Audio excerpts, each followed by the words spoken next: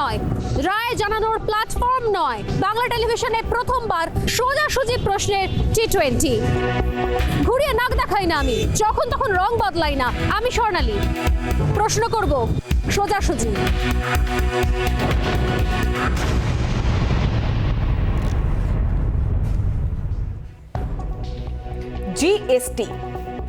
জিএসটির আওতায় এখনই নয় পেট্রোপণ্য। কেন্দ্র এবং রাজ্যের দড়ি টানাটানি অব্যাহত রয়েছে। একদিকে রাজ্য বলছে কেন্দ্রীয় সরকার পেট্রোল এবং ডিজেলের দাম কমাচ্ছে না, আবার অন্যদিকে কেন্দ্র বলছে রাজ্য তাদের রাজস্ব ছাড়তে রাজি হচ্ছে না। কেন্দ্র এবং রাজ্যের মধ্যে যখনই তরজা বজায় রয়েছে তখন বিপাকে পড়ছে আম জনতা। কেননা লাগাতার যখনই পেট্রোল এবং ডিজেলের দাম বাড়ছে তখন নিত্য প্রয়োজনীয় জিনিসের দাম বাড়ছে এবং পরিবহনের খরচও অনেকটাই বাড়ছে। আর এর কারণেই নাভিশ্বাস দশা আম জনতার। কেন্দ্রীয় সরকার রাজ্য সরকারগুলিকে কাঠগড়ায় তুলছে, আর রাজ্য সরকারগুলিও কেন্দ্রের দিকে অভিযোগের আঙুল তুলছে। কিন্তু আসলে দায় কার?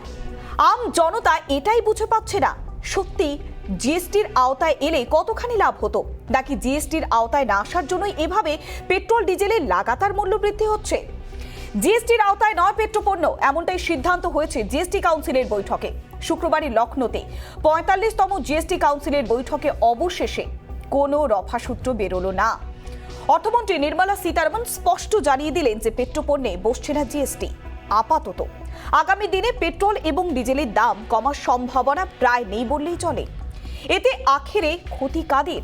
কেন্দ্র এবং রাজ্যের টানা পড়েনে সেই জ্বালানির আগুনে ছ্যাঁকা লাগছে আম জনতার, এবং তাতে দগ্ধ হতে হচ্ছে রাজ্যের সাধারণ মানুষকে। পেট্রোপণ্যে জিএসটি লাগু না হওয়ায় এই দায় কার?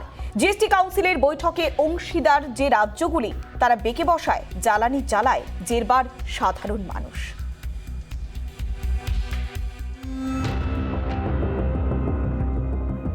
আশা ছিল, কিন্তু সে আশা এখনই পূরণ হচ্ছে না, কারণ জিএসটির আওতায় আসছে না পেট্রোল ডিজেল। শুক্রবারই কেন্দ্রীয় অর্থমন্ত্রী নির্মলা সীতারামন জানান যে পেট্রোল ডিজেলে জিএসটি বসছে না। কেরালা হাইকোর্টের নির্দেশ মেনে আলোচনার জন্য জিএসটি কাউন্সিলে রাখা হয়েছিল এই বিষয়, কিন্তু পেট্রোপণ্যে জিএসটি বসানোর বিষয়ে পত্রপাঠ খারিজ করে দেয় অধিকাংশ রাজ্য। অর্থমন্ত্রী নির্মলা সীতারামন বলেন, এখনই পেট্রোপণ্যকে জিএসটির আওতায় আনার উপযুক্ত সময় নয় বলে মনে করছে জিএসটি কাউন্সিল। কেরালা হাইকোর্টকে এ বিষয়ে জানানো হবে। On the direction of the court, today it was brought on to the table for discussion. Members spoke very clearly that they wouldn't want it to be included in the GST. Several members said it very clearly. প্রয়াত প্রাক্তন অর্থমন্ত্রী অরুণ জেটলি 2017 অক্টোবরে বলেছিলেন, কেন্দ্র সবসময় চায় পেট্রোপণ্যকে জিএসটির আওতাভুক্ত করা হোক, কিন্তু রাজ্যগুলি কি চায় সেটা তাদের বিষয়। যদিও জিএসটি কাউন্সিল গঠিত হবার পর থেকে বেশিরভাগ রাজ্যই এর বিরোধিতা করে এসেছে। বিশেষজ্ঞদের মতে জিএসটির আওতায় এলে অনেকটাই কমবে পেট্রোপণ্যের দাম। কেন্দ্রীয় কর এবং অন্তঃশুল্কের উপরে কোম্পানির লভ্যাংশ ও অন্যান্য খরচ যুক্ত হয়। এরপর বাড়ে 1 লিটার পেট্রোল ও ডিজেলের দাম। জিএসটির আওতায় পেট্রোপণ্যকে আনলে সর্বাধিক 28% হারে কর ধার্য করলেও অনেকটাই কমবে পেট্রোল ডিজেলের দাম। কিন্তু কেন পেট্রোল ডিজেলে জিএসটি চাইছে না রাজ্যগুলি? জিএসটির আওতায় পেট্রোল ডিজেল এলে রাজ্যগুলির রাজস্বে অনেকটা ক্ষতি হবে, সে কারণেই রাজ্যগুলি এর বিরোধিতা করছে। সূত্রে খবর, পশ্চিমবঙ্গ সরকারের তরফে এর বিরোধিতা করে বলা হয়, এখনই জিএসটি ভুক্ত করার দরকার নেই। প্রাক্তন অর্থমন্ত্রী অরুণ জেটলি রাজ্যের ঘাড়ে বল ঠেলেছিলেন। প্রাক্তন তেলমন্ত্রী ধর্মেন্দ্র প্রধানও বলেছিলেন, জিএসটির আওতাভুক্ত করা যেতে পারে রাজ্যগুলি সহমত হলেই। অর্থাৎ বর্তমান সরকারের তরফেও মাসখানেক আগে কার্যত রাজ্যের ঘাড়েই বল ঠেলে দিয়েছিলেন প্রাক্তন তেলমন্ত্রী। শুক্রবার নির্মলা সীতারামন সরাসরি সেরকম কিছু না বললেও ঠাড়ে ঠাড়ে বুঝিয়ে দিলেন যে এর দায় রাজ্য সরকারগুলিরই। ফলে আপাতত যে পেট্রোল ডিজেলের মূল্যবৃদ্ধি হতেই থাকবে বলা বাহুল্য, তার চড়া আঁচে নাভিশ্বাস উঠবে আম জনতা। রিপাবলিক বাংলা।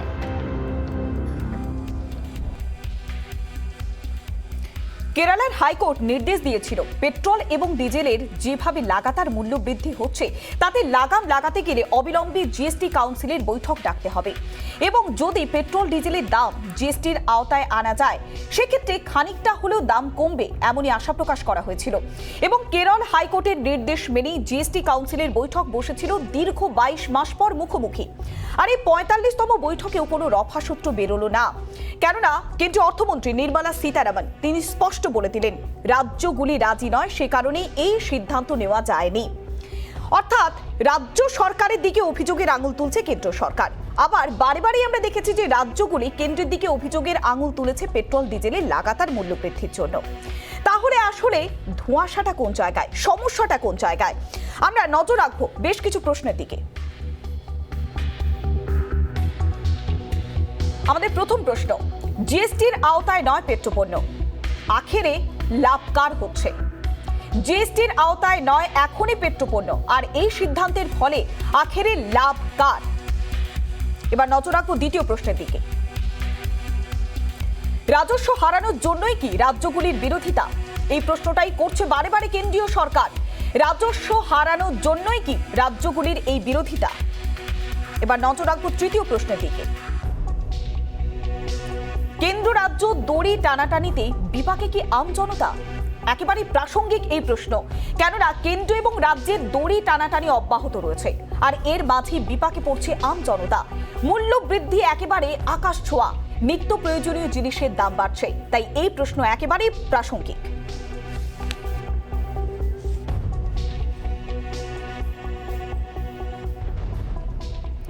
দায় জারি হোক না কেন, খাদের কিনারায় দাঁড়িয়ে রয়েছে আম জনতা। একদিকে যেমন মূল্য বৃদ্ধি, পাশাপাশি পরিবহন করও বাড়ছে এবং পরিবহনের ক্ষেত্রে খরচ বাড়ার জন্য নিত্য প্রয়োজনীয় সামগ্রীর দাম বাড়ছে। আমরা সমস্ত বিষয়টা একটু পরিষ্কার করার চেষ্টা করব, কোন জায়গায় ধোঁয়াশা তৈরি হচ্ছে এবং কেন্দ্র কেন বারে বারে রাজ্যের দিকে আঙুল তুলছে, রাজ্যই বা কেন পাল্টা কেন্দ্রকে কাঠগড়ায় তুলছে। আমাদের সঙ্গে রয়েছেন বিজেপির মুখপাত্র কেয়া ঘোষ, আমাদের সঙ্গে রয়েছেন রাজনৈতিক বিশ্লেষক প্রদীপ মুখার্জি, আমাদের সঙ্গে রয়েছেন কংগ্রেসের মুখপাত্র কৌস্তব বাগচি এবং অর্থনৈতিক বিশেষজ্ঞ রয়েছেন চার্টার্ড অ্যাকাউন্টেন্ট অনির্বাণ দত্ত। প্রত্যেককেই স্বাগত জানাবো রিপাবলিক বাংলায়। প্রথমে আমরা একটু যাব অনির্বাণ বাবুর কাছে। অনির্বাণ বাবু, একটা বিষয় যে জিএসটির আওতায় যদি পেট্রোল ডিজেল আসতো তাহলে দাম অনেকটাই কমতো। আবার আমরা দেখেছি যে কেন্দ্রীয় সরকার বারে বারে বলছে যে রাজ্য সরকার নিজেদের মুনাফার জন্য রাজস্ব যাতে তাদের কম হয়ে যায় সে কারণেই রাজ্য সরকার এই সিদ্ধান্ত নিতে দিচ্ছে না কেন্দ্রীয় সরকারকে, জিএসটির আওতায় আনা যাচ্ছে না। তাহলে সামগ্রিক যে ধোঁয়াশা, এই ধোঁয়াশাটা কাটবে কি করে, আর কোন পথে এগোলে পেট্রোল ডিজেলের দামটা আখেরে কমবে? দেখুন, আপনি কিছুক্ষণ আগেই একটা প্রশ্ন ছুড়েছিলেন যে কেন্দ্র রাজ্যের দর কষাকষিতে কি আমজনতার এই দুর্ভোগের মধ্যে দিয়ে যাচ্ছে। আমি এটার প্রশ্নের উত্তর দিয়ে শুরু করছি যে একদমই তাই। একটা জিনিস মানতে হবে আপনাকে যে এই পেট্রোল ডিজেল থেকে যে টাকাটা পাওয়া যায় সেই টাকাটা কিন্তু কেন্দ্র এবং রাজ্যগুলোর প্রধানতম আয়ের মধ্যে পড়ে। আপনি যদি পশ্চিমবঙ্গের কথাও বলেন, পশ্চিমবঙ্গ রাজ্য বলুন, যে কোনো রাজ্যের ক্ষেত্রে মেন ইনকামটা কিন্তু এই পেট্রোপণ্যের উপর থেকে যে ট্যাক্সটা আমরা পাই সেটার থেকে। সেরকম ভাবে কেন্দ্রের ক্ষেত্রেও যে টাকাটা কেন্দ্র পায়, দেখুন ডাইরেক্ট ট্যাক্স থেকে একটা ইনকাম ট্যাক্স থেকে একটা কালেকশন হয়, কিন্তু এই পেট্রোপণ্যের উপর যে ট্যাক্সটা আছে সেই ট্যাক্সটার উপর ভিত্তি করে কিন্তু আজকে বিভিন্ন কর্মযজ্ঞ চলছে। আপনাকে এটা মানতে হবে যে সরকার, সেটা কেন্দ্র হোক বা যতগুলো রাজ্য সরকার কালকে এই 45তম জিএসটি কাউন্সিলের বৈঠকে ছিল, প্রত্যেকটা রাজ্যের এবং কেন্দ্রের একটা খরচা বেড়েছে। সেটার একটা অন্যতম কারণ হচ্ছে কোভিড মোকাবিলা করার জন্য, এবং এই কোভিড মোকাবিলা করতে গিয়ে সরকারের যে সমস্ত খরচা বেড়ে গেছে সেই খরচাগুলোকে সামলানোর জন্য আজকে কেন্দ্রও রাজি নয় এবং কোনো রাজ্যও রাজি নয় যে পেট্রোপণ্যটা জিএসটির আওতায় আনা হোক।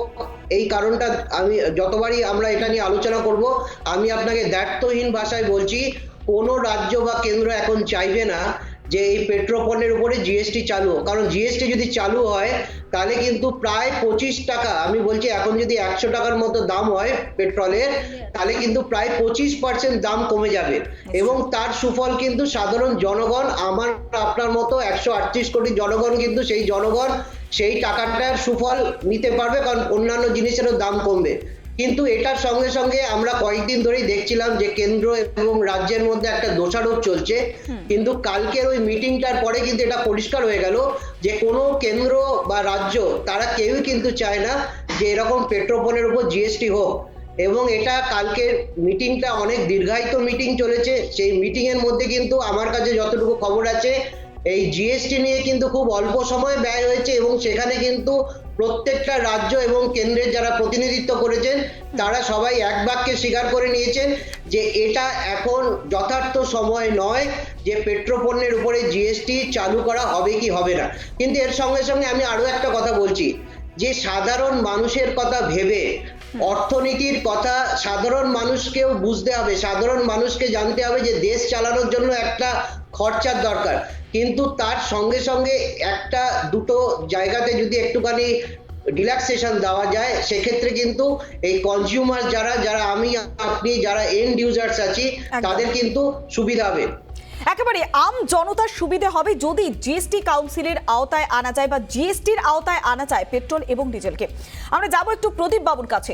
প্রদীপ বাবু, একটা বিষয় যখন সামনে আসছে যে জিএসটির আওতায়, মাফ করবেন প্রদীপ্ত বাবু রয়েছেন আমাদের সঙ্গে। প্রদীপ্ত বাবু, যখনই একটা বিষয় সমাধানের পথ খোঁজা হচ্ছে জিএসটির আওতায় এলে পেট্রোল ডিজেলের দাম কমবে, সেক্ষেত্রে কেন্দ্র রাজ্য দড়ি টানাটানির কি খুব প্রয়োজন যখন সাধারণ মানুষ বিপাকে পড়ছে?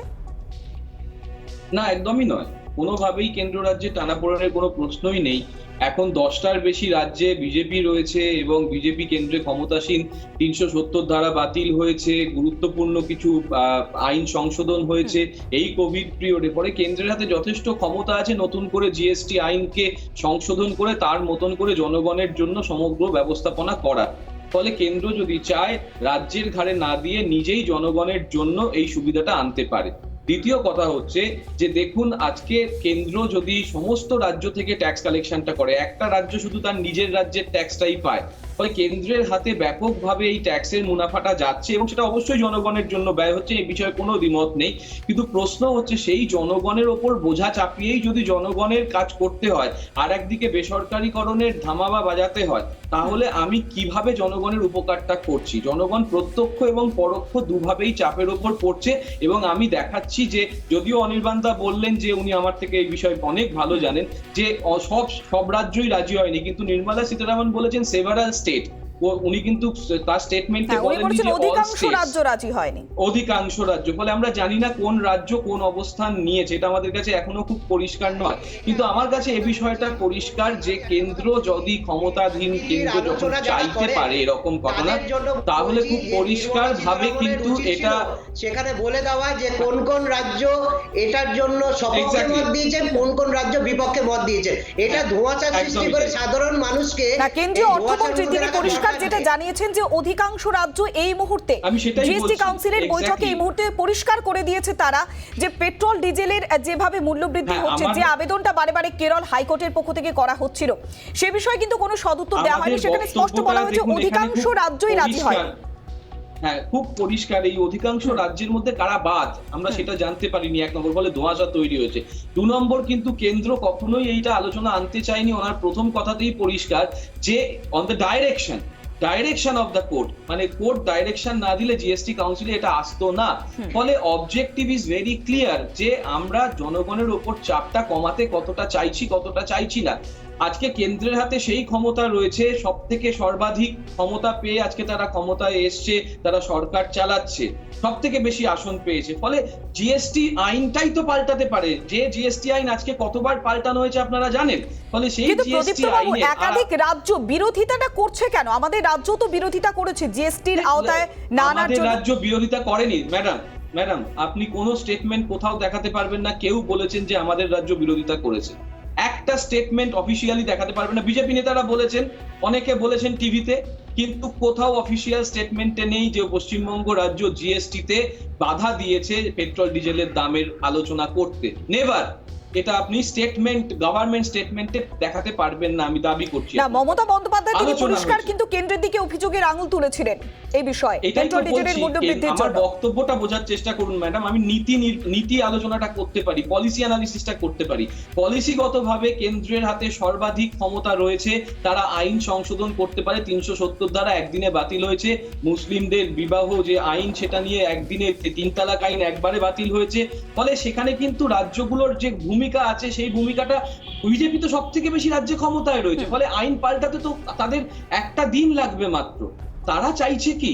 কারণ তারা তো সমস্ত রাজ্য থেকে ক্ষমতাটা পাচ্ছে, সমস্ত রাজ্য থেকে ট্যাক্সটা পাচ্ছে, দুটো সমান তরাল হচ্ছে। বিজেপি সব থেকে বেশি রাজ্যে একা ক্ষমতায় রয়েছে এবং জোটেদের সঙ্গে ক্ষমতায় রয়েছে। ফলে আমাদের দেশে কি হয়, আমাদের দেশে কিন্তু সেক্ষেত্রে রাজ্যগুলির তো কোথাও গিয়ে লোকসান হবে, কেননা রাজ্যের যে রাজস্ব পেট্রোল ডিজেলের থেকে যে রাজ্যের যে রাজস্ব, সেই রাজস্ব তো খানিকটা হলে ঘাটতি পড়ছে, সে কারণেই তো রাজ্যগুলি বিরোধিতা করছে। দুটো কথা বলে আপনাকে শেষ করে দিচ্ছি। 1 নম্বর, আমাদের দেশে ভোটটা হয় কিভাবে? যে সংখ্যাগরিষ্ঠ আসন পাবে তা সে হচ্ছে ক্ষমতায় যাবে। তাহলে এখন রাজ্যগুলো যদি দেখা যায় বেশিরভাগ রাজ্যে বিজেপি শাসিত ক্ষমতায় রয়েছে, তাহলে যদি আমরা সেইভাবে জিএসটি কাউন্সিলে কথা বলতে পারতাম যে রাজ্যগুলো রয়েছে বিজেপি শাসিত, তাহলে তো অটোমেটিক্যালি এটা পাস হয়ে যেত। তাহলে বিজেপি শাসিত রাজ্যগুলোই চাইছে না বলতে পারি একটা দিক থেকে। 2 নম্বর যে কথাটা আমি বলবো, যে রাজ্যগুলো অবশ্যই ক্ষতিগ্রস্ত হবে, সেটা নিয়ে কথা নেই, কিন্তু আমার যে দায়বদ্ধতার কথা আছে, আমি এত বেসরকারিকরণ করছি, এত এফডিআই করছি, আমি সেই টাকাটাই বা কিভাবে ব্যবহার করছি? আমি পিএম যে নতুন ফান্ড তৈরি করেছেন, সেই ফান্ডটাই বা কিভাবে আমরা ব্যবহার করছি? সেগুলো তো আমাদের কাছে খুব পরিষ্কার হওয়া দরকার। একেবারে ধোঁয়াশাটা তৈরি হচ্ছে বেশ কিছু বিষয় নিয়ে। আমরা একটু কেয়াদির কাছে যাব, বিজেপির মুখপাত্র রয়েছে আমাদের সঙ্গে। কেয়াদি, বারে বারে আমরা দেখতে পাচ্ছি যে রাজ্যের পক্ষ থেকে অভিযোগ করা হচ্ছে যে কেন্দ্রীয় সরকারের কারণেই পেট্রোল ডিজেলের মূল্য বৃদ্ধি হচ্ছে। আবার পাল্টা কেন্দ্রীয় সরকার বলছে যে জিএসটির আওতায় এলেই এই সমস্যার সমাধান করা যায়। আপনার কি প্রতিক্রিয়া? এবং একই সঙ্গে রাজ্যগুলিও তো নিজেদের আখের গোছানোর চেষ্টা করছে, কেননা তাদের তো রাজস্ব, কেননা এই পেট্রোল এবং ডিজেল থেকে যে রাজস্ব আদায় হবে, সেই রাজস্বের ভান্ডারেও তো বেশ খানিকটা ঘাটতি পড়বে। দেখুন, দ্বিচারিতা তৃণমূল হচ্ছে সমার্থক। তার কারণ এই মমতা বন্দ্যোপাধ্যায়, যিনি কিনা জিএসটির তীব্র বিরোধিতা করেছিলেন, আপনার নিশ্চয়ই স্মরণে রয়েছে, সেই মমতা বন্দ্যোপাধ্যায় অদ্ভুতভাবে তিনি চাইছেন না যে পেট্রোল বা ডিজেলকে এই জিএসটির আওতায় আনা হোক। তার কারণ হচ্ছে কি, অন্তর্নিহিত কারণটা হচ্ছে 2020-21 অর্থবর্ষর তুলনায় 2021-22 অর্থবর্ষে প্রায় 22% পশ্চিমবঙ্গের ক্ষেত্রে তাদের ইনকাম, তাদের আমদানি বেড়েছে এই জিএসটির কারণে। সেই কারণে মমতা বন্দ্যোপাধ্যায় তথা তৃণমূলের যারা মুখপাত্র রয়েছেন, তারা টেলিভিশনে চিৎকার চেঁচামেচি করবেন। তারা বলবেন যে না, আমরা পেট্রোল ডিজেলের নিয়ে বা ঊর্ধ্ব মুখে দাম নিয়ে আমরা চিন্তিত, কিন্তু যখন বৈঠক হবে তখন কিন্তু তারা খুব চুপিসারে তারা বলবেন যে না, আমরা চাই না এই মুহূর্তে যে পেট্রোল ডিজেলকে জিএসটির অন্তর্ভুক্ত করা হোক। প্রদীপ্ত বাবু আপনাকে চ্যালেঞ্জ করলেন যে তৃণমূল নাকি বলেনি। আমি ওনাকে চ্যালেঞ্জ করছি যে উনি প্রমাণ করুন তৃণমূল বলেনি। তৃণমূল, আমরা যেটা একেবারে তৃণমূল কি বলেছে এবং বিজেপি কি বলেছে আমরা একবার দেখানোর চেষ্টা করব। মমতা বন্দ্যোপাধ্যায় এবং দিলীপ ঘোষ পেট্রোল ডিজেলের লাগাতার মূল্য বৃদ্ধির জন্য তারা কি প্রতিক্রিয়া দিয়েছে, কেয়াদি একবার আগে শুনিয়ে নেব।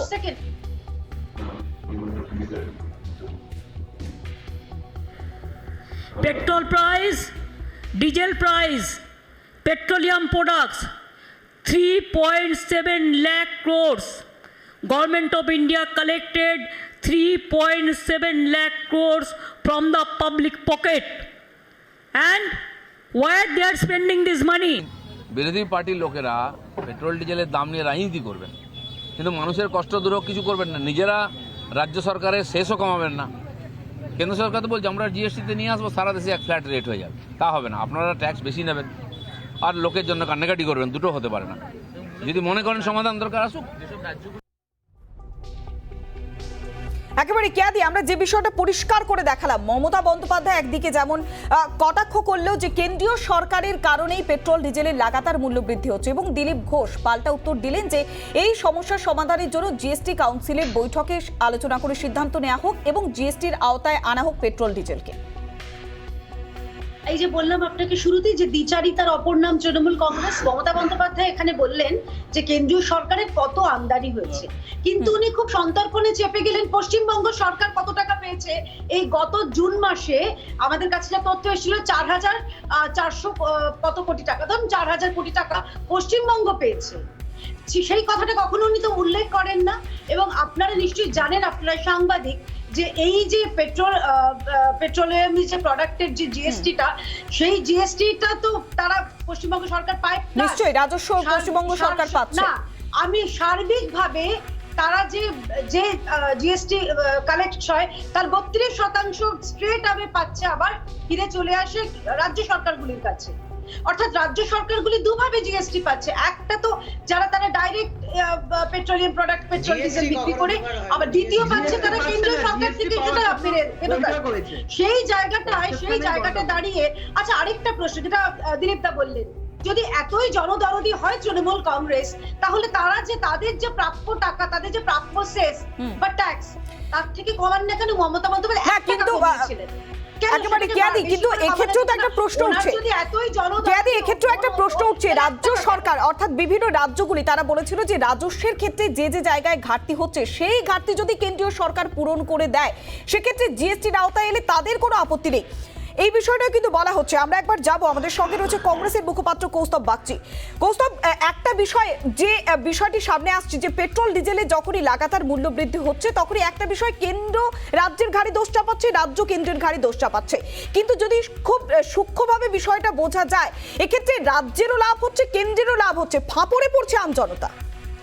কোনো খাপড় টাপড় নয়, এখানে হচ্ছে যে বিষয়টা সেটা হচ্ছে কেন্দ্র একটা জায়গাতে দেখাতে চাইছে তারা কনসেনসাসকে কতটা গুরুত্ব দেয়। যেটা প্রদীপ্তদা বলতে চাইছিলেন, তারা এত বড় বড় সিদ্ধান্ত তারা নিয়ে, তাদের যদি এই ইন্টেনশনটা মনে হতো যে আমরা এটা আনবো, করতে পারতো। আমি এটার মধ্যে যাচ্ছি না, এটার গুড ব্যাড দুটো অ্যাসপেক্ট আছে। কেন্দ্র যে কনসেনসাসকে গুরুত্ব দেয় এটা দেখানোর কোনো জায়গা নেই, কারণ বিজেপির কাছে কনসেনসাসের কোনো মানেই নেই। আমি বলছি সেটা হচ্ছে, আমি স্ট্যাটিস্টিক্যালি বলছি, হ্যাঁ, ন্যাশনাল স্ট্যাটিস্টিক্স অফিসের একটা প্রেস রিলিজ হয় জুন 2021-এ, সেখানে পেট্রোলের ইনফ্লেশনটাকে দেখানো হয়েছে প্রায় 13%-এর কাছাকাছি। একটা খুব ইম্পর্টেন্ট জায়গা, স্টেট ব্যাংক অফ ইন্ডিয়াও পর্যন্ত সরকারকে ওয়ার্ন করে বলেছিল যে পেট্রোলিয়াম প্রাইসটা এবং আনওয়ান্টেড এই যে সেসটা, এটাকে যদি রিডাকশন না করা হয় তাতে করে কিন্তু মানুষের ডিপোজিটের উপর একটা মারাত্মক ব্যাঘাত আনছে সেটা। তারপরে অন্যান্য এসেনশিয়াল জায়গাতে মানুষকে প্রাইস কাট করতে হচ্ছে। একটা খুব ইম্পর্টেন্ট জায়গা হচ্ছে এই যে এতক্ষণ ধরে বলছিলেন না, কেয়াদি বলছিল রাজ্য 4000 কোটি টাকা পায়। যদি রাজ্য 4000 কোটি টাকা পায়, সেখানে এই সেসের জন্য পেট্রোলে প্রায় 33 টাকা, ডিজেলে প্রায় 32 টাকা। একটা অর্থবর্ষে কেন্দ্র সরকার প্রায় 4,20,000 কোটি টাকা রোজগার করে। একেবারে একটু বিরত করবো আমরা এই মুহূর্তে, একটু ভবানীপুরের দিকে নজর রাখবো, যেখানে লক্ষ্মীনারায়ণ মন্দিরে পুজো দিয়ে বেরিয়ে এসেছেন অভিষেক ব্যানার্জি। বাবুল সুপ্রিয় প্রেসে আপনাদের যাবলার বলেছেন, উনি আগামীকাল 3টের সময় সাংবাদিক বৈঠক করবেন। সাংবাদিক বৈঠকে আপনারা যা প্রশ্ন জিজ্ঞেস করবেন ওর উত্তর দেবেন। অনেক কিছু এখনো শুরুই হয়নি।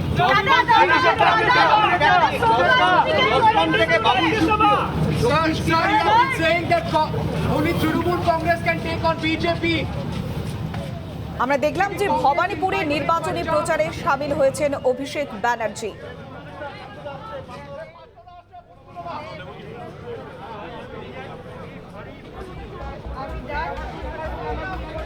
আমরা কৌস্তবের সঙ্গে কথা বলছিলাম। কৌস্তব, যে বিষয়টি আমরা জানি যে রাজ্যগুলি যদি 14% কম রাজস্ব আদায় হয়, সেক্ষেত্রে তারা কিন্তু কেন্দ্রীয় সরকারের উপরেই ভরসা করে, এবং এক্ষেত্রে রাজ্য সরকারগুলির ওপর থেকে একটা প্রস্তাব দেওয়া হয়েছিল যে 2022 জুলাই পর্যন্ত যদি তাদের যে ক্ষতিপূরণগুলো, সেই ক্ষতির যদি পূরণ করে দেয় কেন্দ্রীয় সরকার, সেক্ষেত্রে তাদের কোনো আপত্তি নেই। তাহলে সেটা তো কেন্দ্রীয় সরকার মানতে পারতো না। আমার কথা হচ্ছে কেন্দ্রীয় সরকার বা রাজ্য সরকার তরফ থেকে খোলাসা করে কেউ কিছু বলছে না, কে কি বলেছে না বলেছে জানি না, আমি এই কাউন্সিলের মিটিং এ ছিলাম না।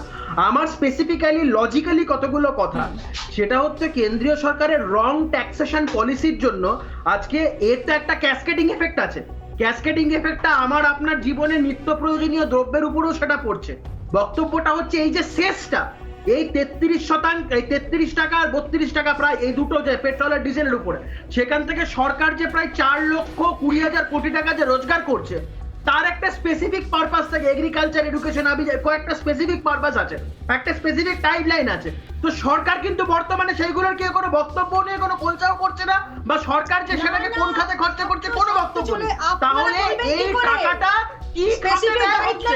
4,20,000 কোটি টাকা দিয়ে শুধুমাত্র পেগাসাস কিনে, শুধুমাত্র পেগাসাস কিনে এই টাকাগুলোকে বিরোধীদের উপরে সার্ভেলেন্স করার জন্য, এই টাকাটা কি শুধুমাত্র এখান থেকে ওখান থেকে এমএলএ কিনে বিজেপির দল ভারী করার জন্য?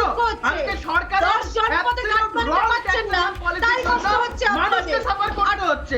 এটা শুধু এই না, যার গাড়ি আছে সে সাফার করছে, যাদের গাড়ি নেই তাতে একটা কাস্টডি কেস করছে। আরে মহিলাকে ঠিক করে নেই, কিছু জানেই না, পড়াশোনা করে আসতে বলুন। এরা জানে যে শেষে কত টাকা রোজগার করে বিজেপি। এই হোয়াটসঅ্যাপ ইউনিভার্সিটি ভবানীপুর বিধানসভা কেন্দ্রের উপনির্বাচনের সামনে রেখে ভবানীপুর কেন্দ্রের বাইরে বালিগঞ্জের এই অংশের সমস্ত মানুষ, সমস্ত ভাষাভাষী মানুষদের এক সভা অনুষ্ঠিত হলো এবং সেই সভায় মুখ্য যিনি ভাষণ দিলেন, প্রশ্নের উত্তর দিলেন, তার নাম শ্রী অভিষেক বন্দ্যোপাধ্যায়, সাংসদ, সর্বভারতীয় সাধারণ সম্পাদক তৃণমূল কংগ্রেসের। অত্যন্ত হৃদ্যতার সাথে উপস্থিত আমন্ত্রিতদের মধ্যে অনেকেই ইন্ডাস্ট্রিয়াল ক্যাপ্টেন ছিলেন, অনেকেই বিশিষ্ট জনেরা ছিলেন, বহু মহিলা তারা আমন্ত্রিত ছিলেন। তারা প্রত্যেকেই অভিষেক বন্দ্যোপাধ্যায়ের কে প্রশ্ন করেন, বিভিন্ন উত্তর তিনি দেন এবং আমরা সকলে মিলে আজকের এই সভায় সুব্রত বক্সী, সুব্রত মুখোপাধ্যায়, মালা রায়, দেবাশিস কুমার উপস্থিত ছিলেন এবং স্থানীয়ভাবে মিরাজ, অসীম এবং সার্থক তারাও উপস্থিত ছিলেন। আমাদের এই নির্বাচনী সভা এইমাত্র শেষ হলো। অভিষেক বন্দ্যোপাধ্যায়ের প্রশ্নোত্তরে এবং তার ভাষণে এই অঞ্চলের মানুষরা আপ্লুত। বিশেষ করে তিনি যে সুন্দরভাবে সাবলীল ভঙ্গিতে হিন্দিতে ভাষণ দিয়েছেন তাতে আকৃষ্ট হয়েছেন এই অঞ্চলের আমন্ত্রিত যারা ছিলেন, সমস্ত সম্প্রদায়ের এবং সমস্ত ভাষাভাষী মানুষেরা। কি প্রশ্ন উঠে এলো মানুষের কাছ থেকে? মূলত কি প্রশ্ন উঠে এলো না। আমরা দেখলাম যে ভবানীপুরে নির্বাচনী প্রচারে সামিল হয়েছেন পার্থ চ্যাটার্জি এবং অভিষেক ব্যানার্জি। পাশাপাশি আমরা স্টুডিওতে আলোচনা করছি জিএসটি নিয়ে, কেননা পেট্রোল ডিজেলের লাগাতার মূল্য বৃদ্ধিতে লাগাম পরানোর জন্য জিএসটির আওতায় আনা দরকার ছিল। আমরা আলোচনায় ফিরে আসছি, তবে ছোট্ট একটা বিরতির পর সঙ্গে থাকুন।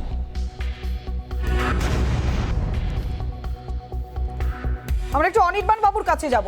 অনির্বাণ বাবু, কেন্দ্র বলছে যে রাজস্ব, অর্থাৎ রাজ্যের যে রাজস্ব, সেই রাজস্বতে ঘাটতি পড়বে। আবার রাজ্য বলছে যে কেন্দ্রীয় সরকার চাইছে না, কেননা ক্রুড অয়েলের দাম যেভাবে বেড়েছে সেই অনুযায়ী দাম বাড়ানো হয়েছে, বা দাম কমলেও দাম কমানো হচ্ছে না। কেন্দ্র রাজ্য এই দড়ি টানাটানি সমাধান ঠিক কিভাবে সম্ভব? দেখুন, আমি একটা কথা ছোট্ট করে বলে দিই সবার মানে সুবিধের জন্য। সেটা হচ্ছে এই জিএসটিটা কিন্তু মানে কংগ্রেস আমল থেকেই জিএসটি নিয়ে কিন্তু ভারতবর্ষে কথাবার্তা চলছিল জিএসটি ইমপ্লিমেন্টেশন করানোর জন্য। এবং ভারতবর্ষের আগে প্রায় সারা বিশ্বের পরিসংখ্যান যদি দেখেন 135টা দেশে কিন্তু অলরেডি জিএসটি চালু হয়ে গেছিল ভারতবর্ষ জিএসটি চালু করবার আগে। হ্যাঁ, এটা ঠিক 2014 সালে নরেন্দ্র মোদী ক্ষমতায় আসবার পরে 2017 সালের 1 জুলাইয়ে জিএসটি ইমপ্লিমেন্টেশন হয়। এবং আপনাকে আমি খুব পরিষ্কার করে বলছি, 2014 থেকে 2017 অবধি জিএসটি ইমপ্লিমেন্টেশন হওয়ার আগে অবধি সারা ভারতবর্ষ জুড়ে যে সমস্ত লোকজন এই জিএসটি সময় একেবারেই শেষ, একেবারে আমাদের সময় একেবারেই শেষ। প্রত্যেকের জন্যই 30 সেকেন্ড করে সময় আমরা দিচ্ছি। প্রদীপ্ত মুখার্জি রয়েছে আমাদের সঙ্গে। প্রদীপ্ত, কেন্দ্র চাইছে রাজ্য চাইছে না, এই অভিযোগটাই উঠছে। এই অভিযোগটা উঠবে। আর কেয়াদি যেমন বললেন সেই চ্যালেঞ্জটা আমি গ্রহণ করছি আপনাদের মাধ্যমে। আমি শুধু একটা দাবি জানাচ্ছি যে 45টা মিটিং হয়েছে, সেই 45 মিনিটের প্রসিডিংসটা বার করা হোক। কেয়াদি যে ভুল কথা বলছেন বা কোনোভাবে তার কাছে ভুল বার্তা পৌঁছানো হয়েছে সেটা জনমানুষে পরিষ্কার হবে। দ্বিচারিতার কথা বললেন, মমতা বন্দ্যোপাধ্যায় নাকি বিরোধিতা করেছিল, ঠিক এইভাবে ইউটিউবে যে কেউ সার্চ করে নি, গুজরাটের একদা প্রধান মুখ্যমন্ত্রী যিনি ছিলেন, বর্তমান আমাদের প্রধানমন্ত্রী, তিনি জিএসটির কি বিরোধিতা করেছিলেন এবং কংগ্রেসকে কি আকারে সমালোচনা করেছিলেন সেটা ইউটিউবে রয়েছে। বলে দ্বিচারিতার দ্বিতীয় নাম কে সেটা জনগণ ধীরে ধীরে বুঝতে পারছে, আবার 2024-এ বুঝে যাবে। একেবারে প্রদীপ্ত বাবু, আমাদের সময় শেষ, আমরা একটু কেয়াদির কাছে চাইবো। কেয়াদি, যে বিষয়টি আমরা প্রশ্ন করলাম যে কেন্দ্র চাইছে রাজ্য চাইছে না, আপনার ক্ষেত্রে ঠিক বিপরীত প্রশ্ন, রাজ্য চাইছে কেন্দ্র চাইছে না। অবশ্যই রাজ্য চাইছে না, তো তারা চাইছে না তার কারণ আমি তো বললাম 22% তাদের আমদানি বেড়েছে গত বছরের আর্থিক বছরের তুলনায়। তো স্বাভাবিকভাবে তারা চাইবেন না, তারা যতই তারা টেলিভিশনে জনসভায় তারা করবেন এই মানব দরদী মুখটা, কিন্তু পেছনে আসলে তারা মানব দরদী মুখ নন। তারা চাইবেন না যে রাজ্যের মানুষ, আমাদের অন্তত পশ্চিমবঙ্গের মানুষ খানিকটা রেহাই পান। তারা শুধুমাত্র রাজনৈতিক স্বার্থে তাদের এই যে এজেন্ডাটা ব্যবহার করবেন, এটাই অত্যন্ত লজ্জার। আমি অনুরোধ করব মুখ্যমন্ত্রীকে, তিনি যদি জিএসটি অন্তত আওতাভুক্ত করতে পারেন পেট্রোলিয়াম প্রোডাক্টগুলোকে, অন্তত পশ্চিমবঙ্গের জন্য আমরা অন্তত রেহাই পাই। একেবারে আমরা কৌস্তব বাবুর কাছে যাব। কেন্দ্র রাজ্য কেউ চাইছে না, কিন্তু আম জনতা তো চাইছে। বলছি ওই ডায়লগ বাজিয়ে সরকার চালানোর মধ্যে আকাশ পাতাল তফাৎ আছে। পেট্রোলিয়াম প্রাইসেস পে পড়েগি মার আপকি বার মোদি সরকার, স্লোগানটা তাদেরই ছিল। সরকার চালাতে জানতে হয়। আজকে কংগ্রেসের আমলে একটা শুধু এক্সাম্পল দিয়ে বলছি, কংগ্রেস খুব খারাপ দল সবকিছু বলো তো, কংগ্রেস মুক্ত ভারত করব, এই 14 সাল থেকে 21 সাল অব্দি এই জায়গায় দাঁড়িয়ে ভারতবর্ষের 23 কোটি লোয়ার মিডিল ক্লাস যে পপুলেশনটা, সেটা পভার্টি লাইনের নিচে চলে গেছে। আর কংগ্রেসের অবদান এটাই, 2004 থেকে 2014 সালে ভারতবর্ষের 27 কোটি পপুলেশন, তারা পভার্টি লাইনের ওপরে, সেটাই তফাৎ। এর জবাব কেয়াদির দেওয়ার ক্ষমতা। একেবারে কেন্দ্র যাই অভিযোগ করুক না কেন, রাজ্য সরকার যা অভিযোগ তুলুক না কেন, সাধারণ মানুষ বিপাকে পড়ছে। পেট্রোল ডিজেলের লাগাতার মূল্য বৃদ্ধির জন্য নাভিশ্বাস দশা আম জনতার। অনেক ধন্যবাদ। আমাদের সঙ্গে ছিলেন বিজেপির মুখপাত্র কেয়া ঘোষ, ছিলেন প্রদীপ্ত মুখার্জি রাজনৈতিক বিশ্লেষক, ছিলেন কৌস্তব বাগচি কংগ্রেসের মুখপাত্র, এবং ছিলেন অর্থনৈতিক বিশেষজ্ঞ অনির্বাণ দত্ত। প্রত্যেককে অনেক ধন্যবাদ। আরো গুরুত্বপূর্ণ খবর নিয়ে ফিরে আসছি, তবে ছোট্ট একটা বিরতির পর সঙ্গে থাকুন।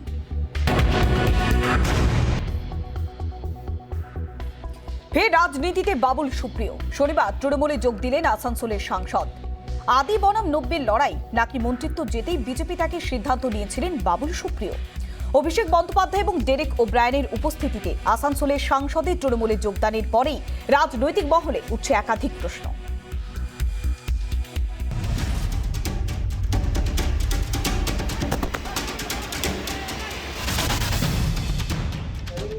পদ্মফুলের সঙ্গ ছাড়ার সঙ্গেই রাজনীতিকে আলবিদা। ঘাসফুলের হাত ধরে ফের রাজনীতির ময়দানে কামব্যাক। 1.5 মাসের ব্যবধানে বাবুল সুপ্রিয়র দুই ভিন্ন রাজনৈতিক অবস্থান প্রত্যক্ষ করল বাংলা তথা দেশবাসী। ফেসবুকে দীর্ঘ পোস্টে রাজনীতিকে আলবিদা জানানোর ঘোষণা।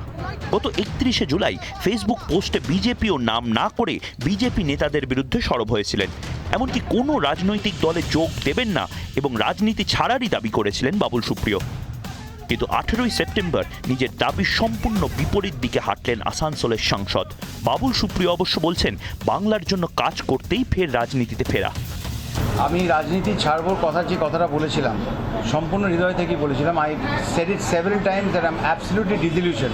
আমার মনে হয়েছিল 7 বছরের যে আমি কঠিন পরিশ্রম করেছি, পশ্চিমবঙ্গের মানুষের জন্য যা করার চেষ্টা করেছি, সেখানে একটা ফুল স্টপ এসে গেছিল। কেন এসেছিল, কী কারণে এসেছিল আমি নিজেও জানি না, আমি এর পেছনে কোনো লজিকও পাই না। গত জুলাইয়ে কেন্দ্রীয় মন্ত্রিসভায় রদবদল হয়। তার আগেই বিজেপির কেন্দ্রীয় নেতৃত্বের নির্দেশে কেন্দ্রীয় প্রতিমন্ত্রীর পদ থেকে ইস্তফা দেন বাবুল সুপ্রিয়।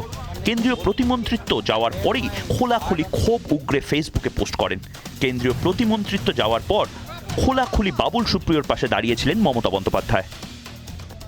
রাজবংশী মহিলাটা যিনি ওদের মন্ত্রী ছিল, তাকেও নাকি শুনেছি রিজাইন করতে বলেছে, সেও আজকে খারাপ হয়ে গেছে। এখন কিছু দেখুন, যখন মানুষের সময় খারাপ হয় আর বিনাশকালে বুদ্ধি নাশ হয়, তখন এইসব শক্তিকেই মানুষ খুঁজে বেড়ায়। কিন্তু এইসব শক্তি কোনোদিন পাতে দেওয়ার যোগ্য নয় এবং এইসব শক্তি কখনো কোনো কাজ করতে পারে না। সুতরাং এগুলো দিয়ে বিজেপি পার্টি স্যাটিসফাইড হতে পারে, কিন্তু মানুষের কোনো কাজে লাগবে না এরা। কেন্দ্রীয় মন্ত্রিত্ব যাওয়ার পর থেকেই শুরু বিজেপি বাবুল দূরত্ব। শেষে রাজনীতি ছাড়ার সিদ্ধান্ত নেন আসানসোলের সাংসদ।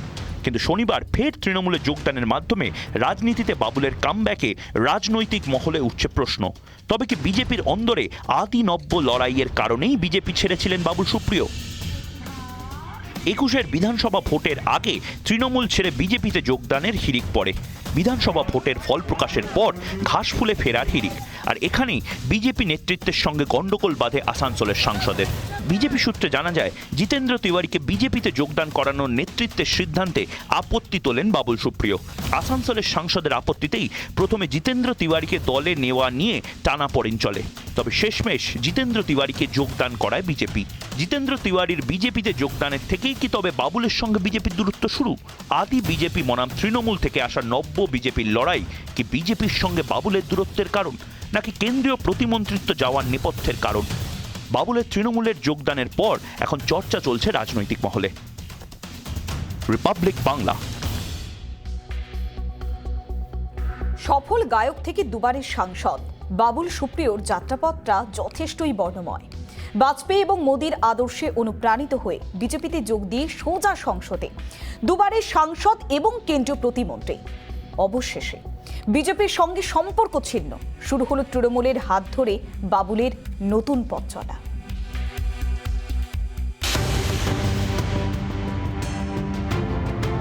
ব্যাংকে চাকরি ছেড়ে যখন বলিউডে পা বাড়িয়েছিলেন, তখনও পর্যন্ত বাবুল নিজেই জানতেন না একদিন রাজনীতিতেও ছাপ রাখবেন। তার বলিউডের সফল গায়ক থেকে রাজনীতিবিদ হওয়ার শপথটা কম রঙিন নয়। রাজনীতিতে আগ্রহ বরাবরই ছিল। প্রয়াত প্রাক্তন প্রধানমন্ত্রী অটল বিহারী বাজপেয়ীর আদর্শ অনুপ্রাণিত করেছিল তাঁকে। এরপর নরেন্দ্র মোদী জমানায় বিজেপির সঙ্গে আরও ঘনিষ্ঠতা বাড়ে বাবুলের। এরপরই বিজেপিতে যোগ দেওয়ার সিদ্ধান্ত নেন তিনি। এক নজরে দেখে নেওয়া যাক বাবুলের রাজনৈতিক সফর। বাবুলের রাজনীতি 2014 সালের মার্চে বিজেপির হাত ধরে রাজনীতিতে। ওই বছরই লোকসভা ভোটে আসানসোল থেকে সাংসদ দোলা সেনকে হারিয়ে সাংসদ হন বাবুল। 2014 নভেম্বরে কেন্দ্রীয় মন্ত্রিত্ব পান বাবুল। দুটি মন্ত্রকের প্রতিমন্ত্রীর দায়িত্ব পান বাবুল। 2016 জুলাইয়ে তার মন্ত্রিত্ব বদল হয়, দায়িত্ব পান ভারী শিল্প প্রতিমন্ত্রীর।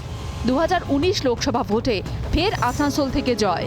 মুনমুন সেনকে হারিয়ে দ্বিতীয়বারের জন্য সাংসদ, দায়িত্ব পান পরিবেশ ও বন মন্ত্রকের প্রতিমন্ত্রীর। 2021 বিধানসভা ভোটে টালিগঞ্জের বিজেপি প্রার্থী। 50,000-এর বেশি ভোটে পরাজিত হন বাবুল।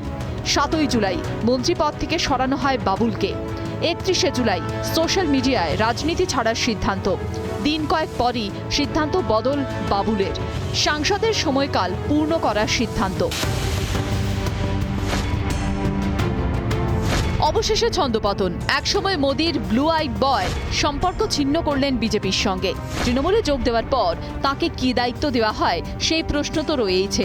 পাশাপাশি খোলা রয়েছে তার রাজ্যসভায় যাওয়ার পথও। মমতা অভিষেকের নেতৃত্বে বাবুলের নতুন যাত্রার দিকে নজর রাজনৈতিক মহলেরও। রিপাবলিক বাংলা।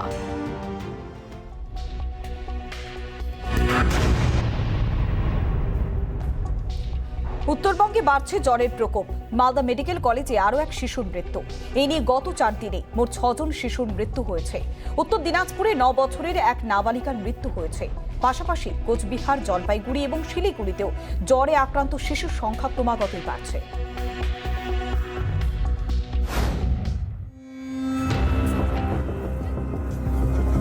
জ্বরে আক্রান্ত হয়ে মালদা মেডিকেল কলেজ হাসপাতালে ফের এক শিশুর মৃত্যু।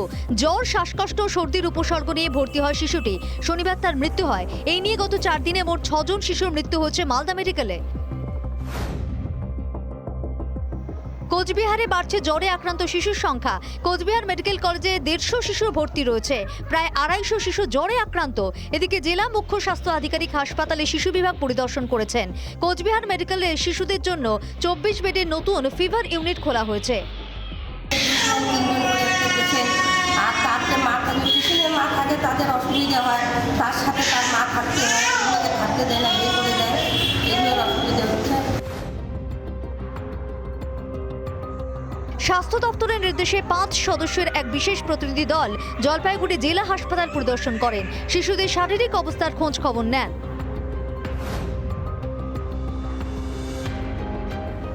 শিলিগুড়ি জেলা হাসপাতাল থেকে কয়েকজন শিশুকে ছুটি দেওয়া হয়েছে। শুক্রবার পর্যন্ত হাসপাতালের ছবিটা ছিল অন্যরকম। রোগীর সংখ্যা বাড়তে থাকায় শিশু বিভাগের মেঝে ঠাঁই হয় অনেকের। শিশু বিভাগে যেখানে 34টি বেড ছিল সেখানে 50-এরও বেশি রোগী ভর্তি হয়। পরে অবশ্য মুখ্য স্বাস্থ্য আধিকারিকের নির্দেশে শিশুদের সরানোর ব্যবস্থা করা হয়। রিপাবলিক বাংলা।